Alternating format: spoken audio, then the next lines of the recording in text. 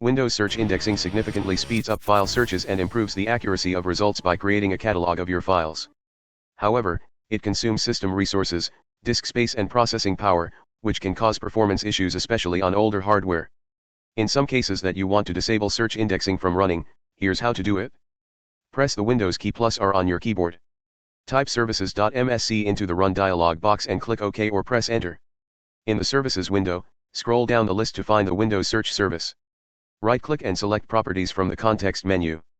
In the Startup Type drop-down menu under the General tab, select Disabled.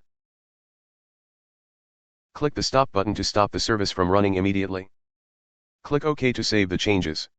You can close the Services window, and search indexing will no longer run on your PC as shown here on the Indexing option window.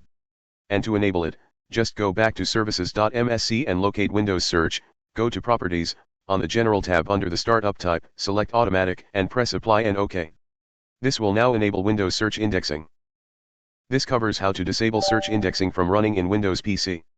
If you found this tutorial is helpful, please give us a thumbs up and don't forget to subscribe on our YouTube channel. Thank you very much for watching and have a great day.